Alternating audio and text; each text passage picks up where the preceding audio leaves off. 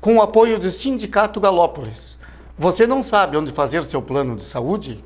Vá até o Sindicato Galópolis. Lá você tem um atendimento diferenciado, com 3 médicos e 2 dentistas. Lembrando, quem for associado no Sindicato Galópolis, o tratamento odontológico é gratuito. Para maiores informações, entre no aplicativo Sindigal, o plano de saúde em suas mãos. Também temos o apoio cultural de FW Flores e Decorações, decorações para seus eventos sociais e corporativos. Entre em contato através do número abaixo. Continue com a gente. Vamos ter o nosso convidado, professor Anselmo Cara.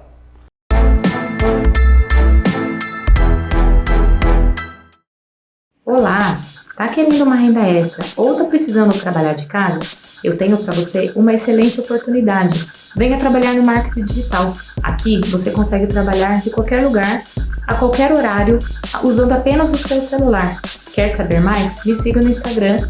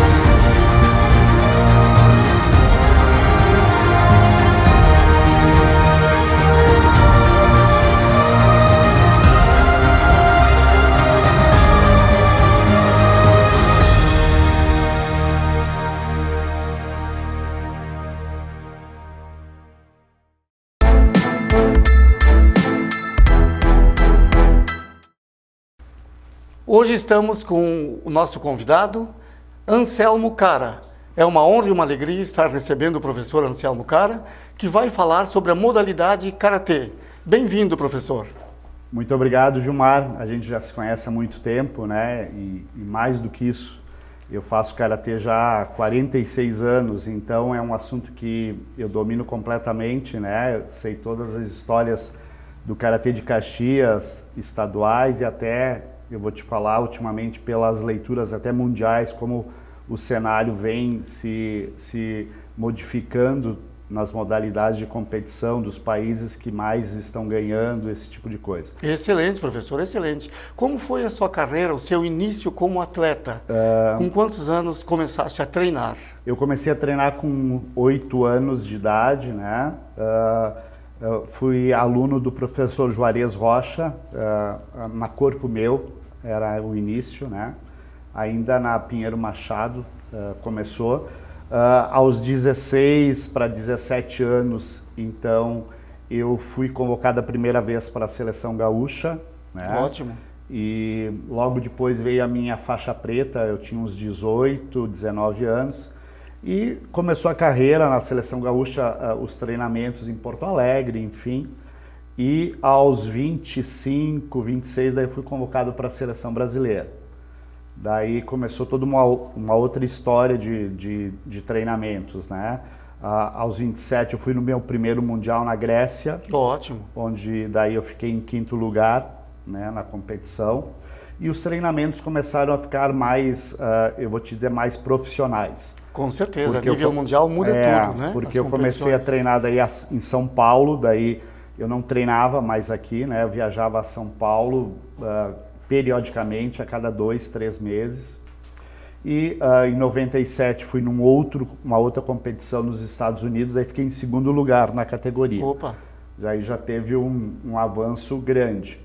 E eu acho que o grande divisor de águas para mim, em termos de competição, foi uns 2 meses que eu fiquei na Espanha treinando. Que lá eles têm todo um cuidado com o atleta um pouquinho diferente do nosso aqui no Brasil. A gente se acostuma aqui no Brasil a treinamento físico. Eles não se preocupam com esse trabalho dentro da escola de Karatê. É um trabalho totalmente estratégico, é diferente. Então eles montam estratégia a cada espaço do tatame, como um jogo de xadrez. É muito interessante. E seria essa estratégia exatamente voltada para alto rendimento, para competição? É só alto rendimento e não é só de rendimento. atletas de karatê. Eu tinha muito de atletismo, onde eu fiquei, e muitos atletas do judô. A Espanha tem um judô muito forte. Então eram atletas de várias modalidades. Mas os comparativos e as semelhanças entre o alto rendimento era muito próximo de qualquer modalidade. Só para tu entender, assim, em pequenas palavras, a gente identificava um lutador pelo gesto dele. Tem um lutador que é mais emocional, certo. Um lutador que é mais cerebral e um lutador que é mais corporal, tem uma habilidade motora muito grande. E isso veio como divisor de água para mim, porque abriu um panorama aí de conhecimento que até então eu não tinha.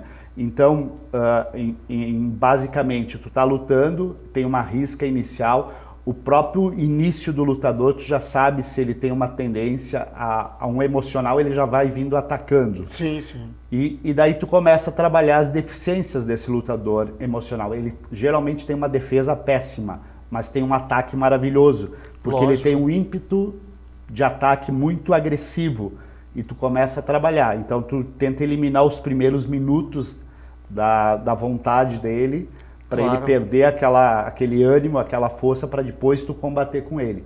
Diferente de um emocional, que ele vai, um cerebral, desculpa, que ele vai pensar o tempo todo na competição e ele já começa nos chamando para dentro dele, sabendo que ele vai ter um bom contra-ataque. A gente sabe que um cerebral vai ter um bom contra-ataque. Para avisar os pontos, no caso. Exatamente. Né? Então a gente já começa com ele de uma maneira diferente. Eu só quis te dar esse exemplo porque isso sim foi o meu maior aprendizado em 46 anos de karatê. Claro.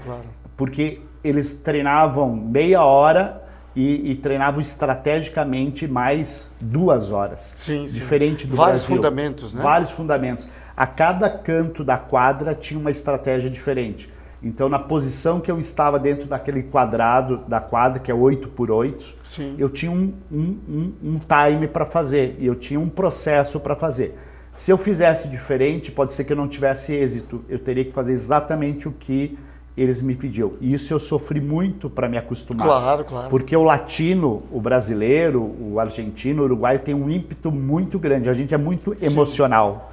Muito emocional. Para o contato físico, né? Exatamente. Diferente do asiático, que é totalmente cerebral. Diferente dos povos da África, que são extremamente corporais. Tem uma condição física e uma assim, estratégica física muito boa, muito superior.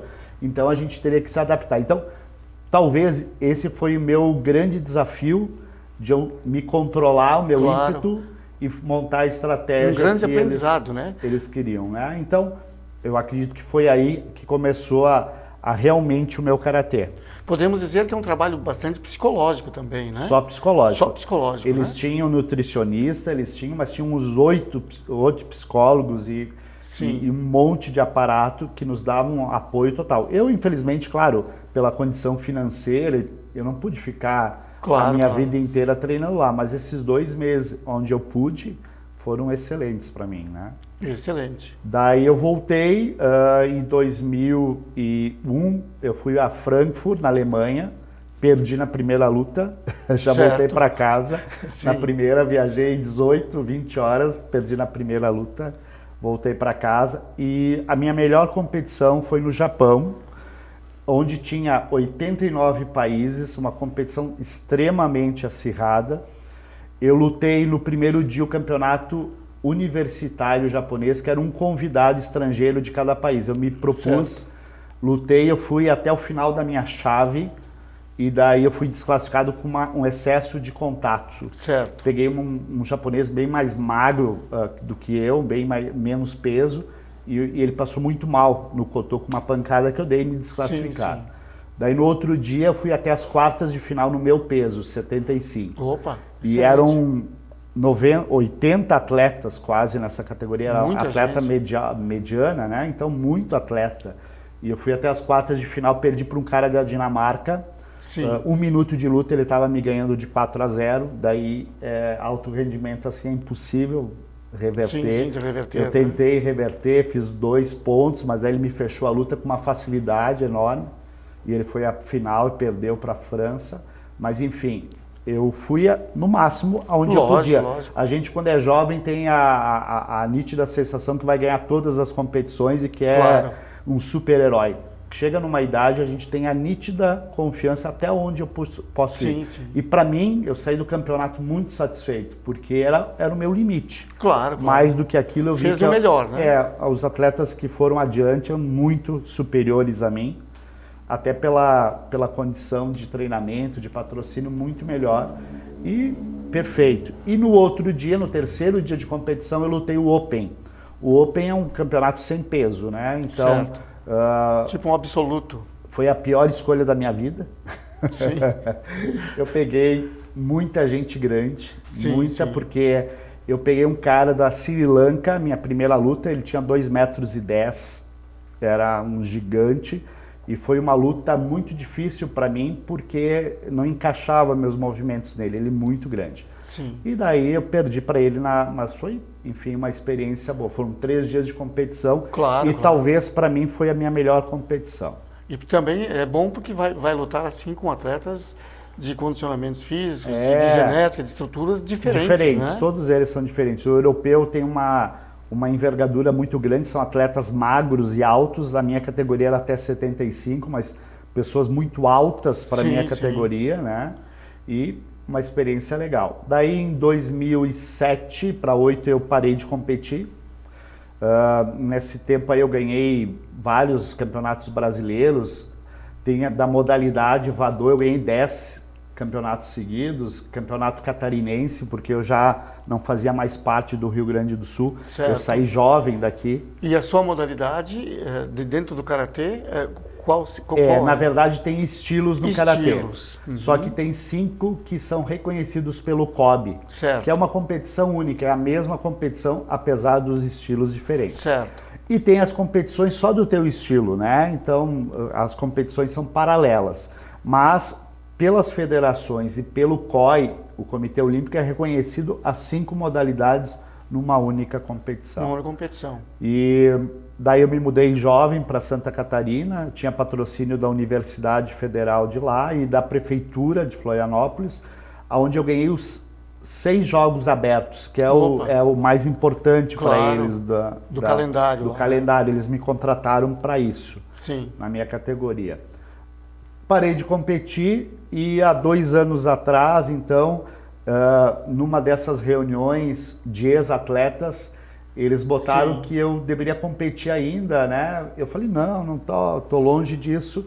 E eu me propus a competir, mas aquilo saiu da memória. Uns 3 meses depois me ligaram, que eu estava inscrito na competição, que é o Master, foi em Las Vegas, que daí eu lutei 5 lutas, né? Depois de muito tempo, a preparação muito ruim, eu me machuquei muito, porque eu estava muito tempo sem o foco da competição, mas a competição foi muito boa, eu ganhei as 5 lutas muito bem. Excelente. E daí me tornei campeão mundial daí na categoria Master. Então podemos dizer que é o atual campeão mundial, né? Isso foi Master, antes da pandemia. Master naquela categoria de 90, quase 90 anos, não 45 em diante, sim.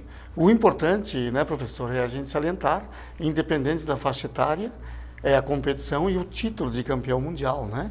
Porque sempre tem as dificuldades em cada faixa etária. Né? Exatamente. Então isso é um mérito seu. Parabéns. Nós vamos ao intervalo e na sequência voltaremos para continuarmos o assunto do karatê.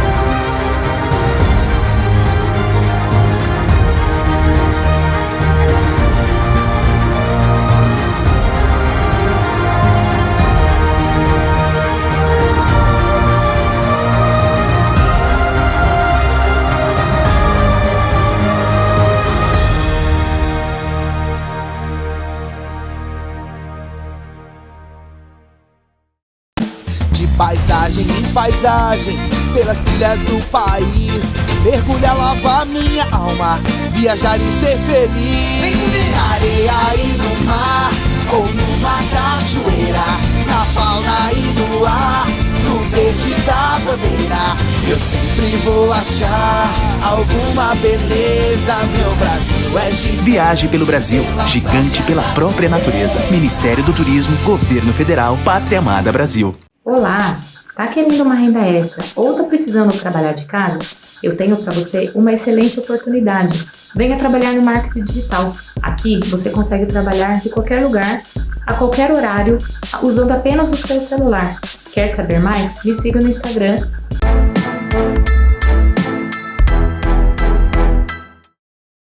Estamos de volta com o programa A Força Vem do Esporte, com o nosso convidado, o professor Anselmo Cara. Professor, em que período da sua trajetória começou a ministrar aulas? Tornou-se professor? Eu me tornei professor na vinda de uma competição nos Estados Unidos. Essa que foi em Orlando, né? Que eu fiquei em segundo lugar. E até então eu só treinava, eu treinava muito. Sempre fui um atleta que nunca tive muita assim, facilidade, um dom. Eu sempre treinei demais e até hoje, né? A gente se encontra de vez em quando, eu estou sempre treinando, então eu tenho essa garra de treinar muito. E daí eu voltei e eu estava com muita dificuldade de ter academias, porque quando tu é atleta tu se afasta de todas as academias, tu não monta o teu grupo. Eu ficava treinando num lugar, no outro, e eu precisava da minha casa. Claro. Então eu comecei a dar aula, até hoje eu dou aula, e é uma questão mais de ter um local teu. Claro. Porque quando tu é atleta, tu visita todas as academias, tu treina, todo mundo te elogia, tal, mas tu não tem o teu espaço. Claro. E foi isso que eu procurei na volta de 97 para 98. Inclusive para se concentrar, se preparar, né, para as competições, enfim, e seguir o seu legado. Eu acho que nada a gente consegue sozinho, né? É que nem a gente estava falando antes do programa, e a vida da gente é assim também. Eu acho que tem anjos na vida da gente que vão nos conduzindo e que nos treinam.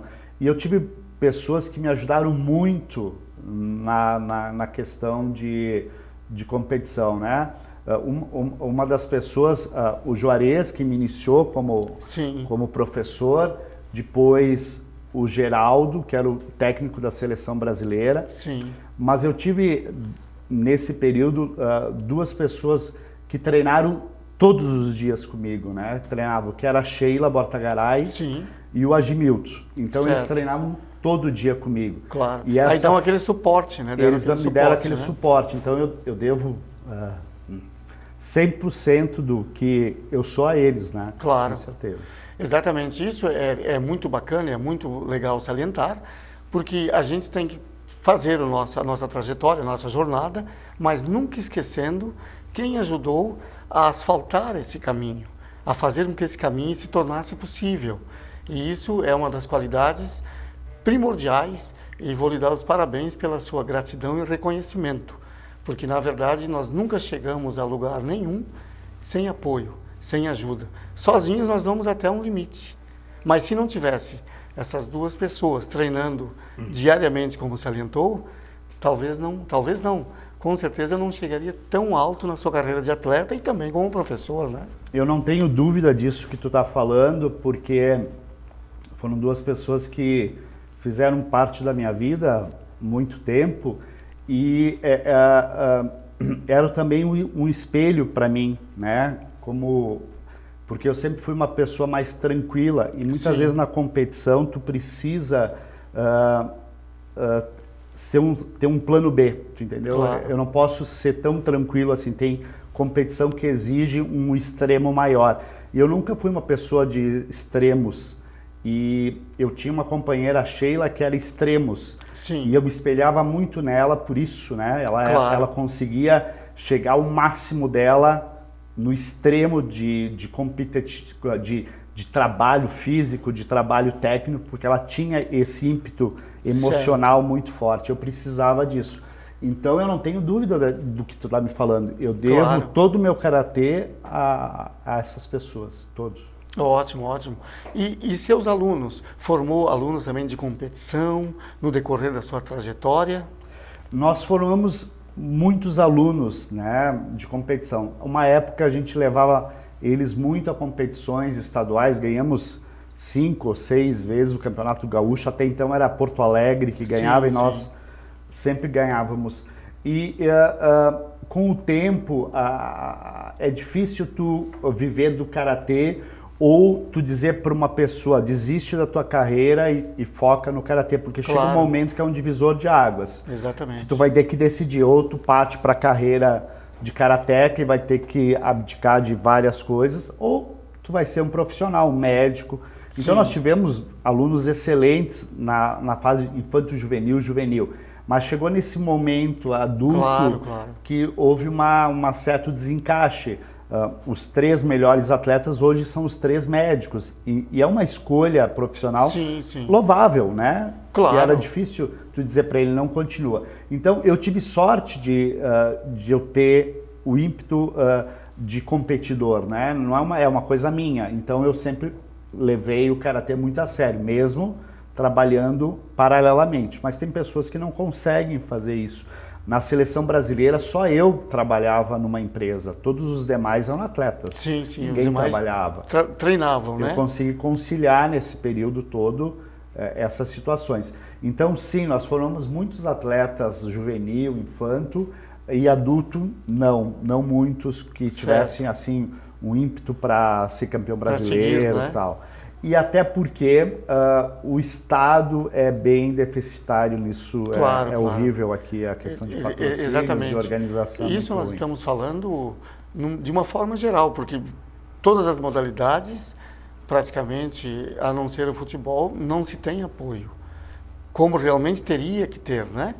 Eu diria, desde criança, adolescente e tal, aquele suporte, aquele apoio para pagar a sua academia, para comprar seus suplementos, seus equipamentos, para as viagens, né? Então isso dificulta muito o atleta seguir. Então isso que a gente vê ao longo desse trabalho, né? Eu passei a minha vida toda em função de patrocínios, e eu só pude ter patrocínio quando eu tinha 30 e poucos anos, Sim. que daí já tinha um destaque nacional e eu tinha um patrocínio. Até então, eu vendia rifa. É um Claro, absurdo, claro. né? É um absurdo. É um absurdo. É feito tudo. E daí tu chega num mundial, tu vê a qualidade de suporte que Claro, um outro claro. atleta tem, tu sabe que o teu limite é aquele. E não Exatamente. vai... É uma questão financeira, é uma questão Claro. de formação. Uma tu não questão consegue. cultural, né, de outros tu não países consegue. também, né? Então, eu fui ter patrocínio, assim, eu vou te dizer, bom aos 34, 35 Sim, anos. sim. Então, era mais 5 anos de competição E isso e faz acabou, muita né? diferença, né? Muita Nas diferença. bases, né? De Muita todos os diferença, esportes, né? muita diferença. O karatê se tornou olímpico em que época? O karatê se tornou olímpico agora. Né? Agora. Foi a primeira Olimpíada que o karatê participou. Antes ele era reconhecido pelo o Pan-Americano, pelo COI, e Sim. o Campeonato Asiático e Europeu, também pelo COI, mas não era olímpico ainda, não tinha participado de uma Olimpíada. Então agora Sim. no Japão foi a primeira Olimpíada do karatê. Certo. Brasileiros nenhum se classificou. Tinham 3 muito bem classificados, e nas últimas competições um se machucou tal e não se classificaram. Eles teriam que estar entre os 4 do ranking e não conseguiram. Então não tinha nenhum brasileiro nessa Olimpíada. Certo. Qual é a sua mensagem para o jovem, para os atletas que gostariam de praticar o karatê, para criança, adolescente? Eu acho que assim, a gente tem que ter em mente sempre que a força ela não vem sozinha. Ela vem de um conjunto de coisas, né? Primeiro, eu tenho que me autoconhecer, né? Então, eu tenho que trabalhar isoladamente de todo mundo, eu tenho que me conhecer, eu tenho que treinar isolados. Mas chega um momento que a união, ela faz a diferença. E o espelho faz a diferença. Então, muitas vezes, o que eu queria dizer para os jovens e para as pessoas é que a gente tem o espelho errado. A gente se espelha na pessoa errada, e daí o nosso caminho também vai ser errado. Claro. A gente tem que ter o discernimento de se espelhar na pessoa certa, porque daí o sucesso vem. Então, quando tem um campeão na tua academia, tu tem que se espelhar nele, tu tem que avançar junto com ele, porque ele tem os passos na tua frente, ele tem algo a mais do que tu não tem ainda. Então a gente tem que se espelhar. Mas muitas vezes eu vejo pelos jovens, a gente se espelha pelo mais bonitinho da turma, pelo cara que fuma uma maconha e tal. Então são detalhes que fazem a diferença de um atleta e detalhes que fazem a diferença de um ser humano. É a gente se espelhar na pessoa certa. Com certeza. Então nós vamos agradecer ao professor Anselmo Cara pela sua grande participação nesse nosso programa, que nos tirou várias dúvidas, falou sobre a modalidade de karatê. Excelente, parabéns pela sua trajetória como atleta, como professor, e estamos muito felizes em recebê-lo em nosso programa. Legal, eu que agradeço a todos vocês, né, pelo reconhecimento e fico à disposição para sempre estar com vocês aí.